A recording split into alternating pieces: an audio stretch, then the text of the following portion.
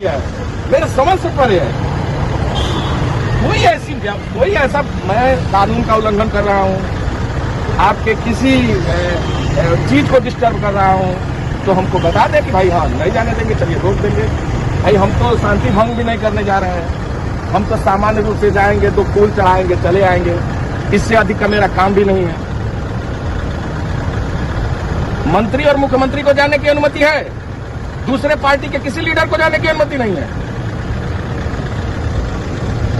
निश्चित रूप से ये सरकार लोकतंत्र की पद्धति को नहीं मानती, लोकतंत्र की हत्या कर रही है, संवैधानिक अधिकारों का हनन कर रही है। ये सरकार पुलिस के दम पर जबरन जेल और लाठी चलाकर पूरी सत्ता को चलाना चाहती है।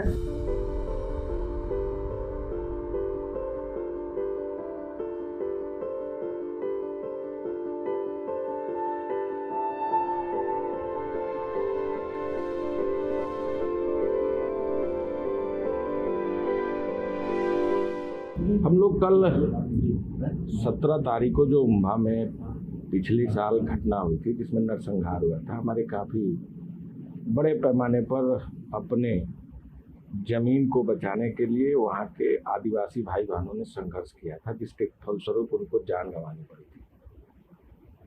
आज हम उनको श्रद्धा सुमन अर्पित करने उस गाँव में जाना चाहते थे। ये सरकार लोकतंत्र को नहीं मानती, दमन करना चाहती है।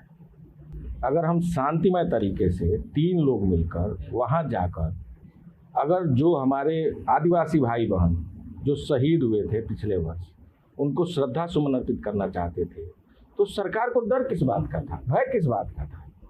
पुलिस के दम पर दमन करना चाहती है, अधिकारों का हनन करना चाहती है। सर, जब घटना हुई थी, घटना के समय भी हमने कोई जाना चाह रहा था पार्टी का, उस समय भी नहीं जाना दिया गया था। ये राजतंत्र और राजशाही बनाकर इस सरकार ने रखा है।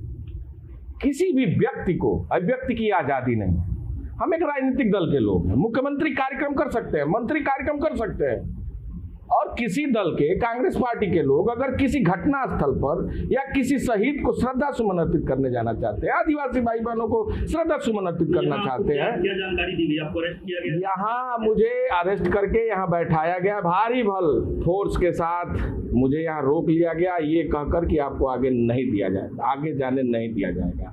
हम इसका विरोध करते हैं। निश्चित रूप से ये सरकार लोकतंत्र की पद्धति को नहीं मानती, लोकतंत्र की हत्या कर रही है, संवैधानिक अधिकारों का हनन कर रही है।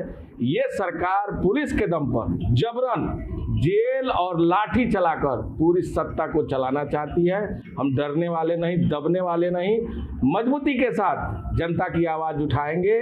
आदिवासी भाई बहनों के साथ पूरी तरह कांग्रेस पार्टी खड़ी है। पिछले समय भी हम लोगों ने उनके सम्मान और अधिकार की लड़ाई लड़ी और आगे भी लड़ते रहेंगे।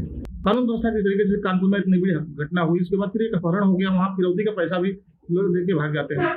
मुझे लगता है कि जितनी फोर्स मुझे रोकने में यहाँ लगाई गई थी, अगर शायद यह फोर्स अपराध को रोकने में लगाई जाती, अपराधियों को पकड़ने में लगाई जाती, उन तमाम वांछित लोगों को जो लोग लगातार अपराध का जनक बने हुए हैं, तो मुझे लगता कि शायद प्रदेश सुरक्षित रहता।